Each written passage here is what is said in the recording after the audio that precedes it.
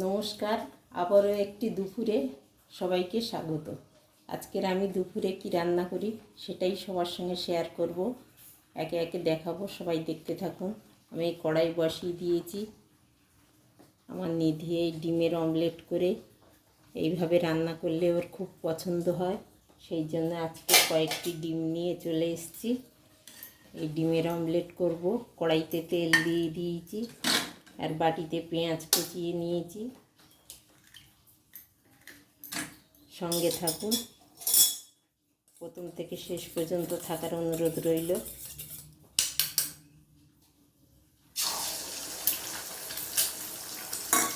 সমস্ত ডিমগুলো আমি এইভাবে ভেজে নেব।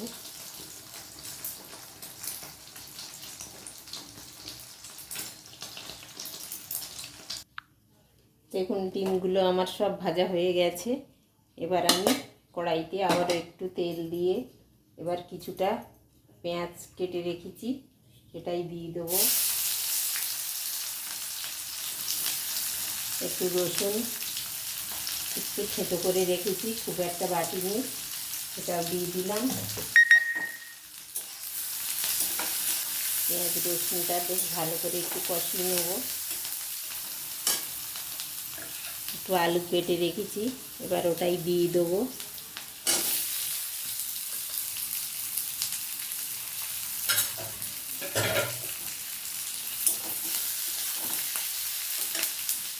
স্বাদ অনুযায়ী লবণ দেবো, পরিমাণ মতো হলুদ দিয়ে দেবো। দিয়ে কিছুক্ষণ আমি এটা কষিয়ে নেব।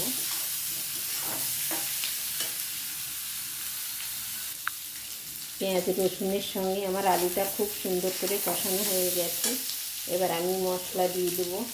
আদা, গোলমরিচ, জিরে, অল্প একটু ধনে একসঙ্গে বেটে রেখেছি, ওটাই দিয়ে দিচ্ছি। দিয়ে আবার একটু কষিয়ে নেব। এবার কয়েকটি চেরা কাঁচা লঙ্কা দিয়ে দেবো আমি। আমার নিধি এবার বেশি ঝাল পছন্দ করে না, সামান্য একটু লাল লঙ্কার গুঁড়ো দিয়ে দিলাম। দিয়ে এবারও আমি জল দিয়ে দেবো। আমার কষানো হয়ে গেছে।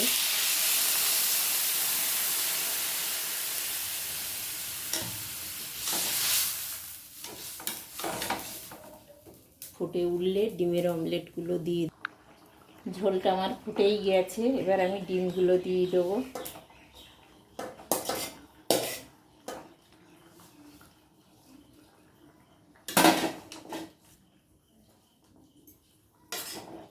দিয়ে আবারও কিছুক্ষণ একটু ফুটিয়ে নেব।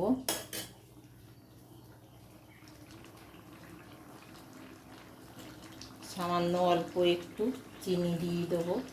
অল্প একটু চিনি দিলে কিন্তু রান্নার স্বাদটা পুরো পাল্টে যায়, বেশ একটা সুন্দর স্বাদ হয় সামান্য একটু চিনি দিলে।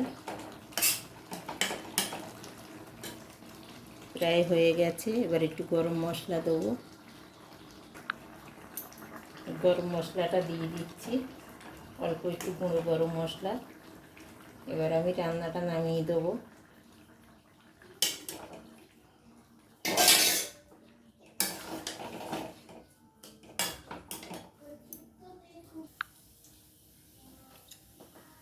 আর একটা রান্না করছি, দেখুন। পেঁয়াজ, কাঁচা লঙ্কা, একটু পাঁচ ফোড়ন দিয়ে নানা রকম শাকের ডাঁটা, আলু, একটু কাঁঠালের দানা, একটু পেঁপে, সব কিছু দিয়ে একটা চচ্চড়ি বানাবো।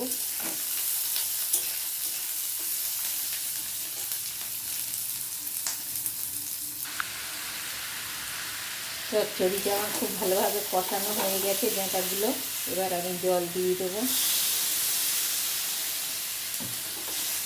আজকে রান্নাগুলো আমার কেমন লাগলো অবশ্যই জানাতে ভুলবেন না।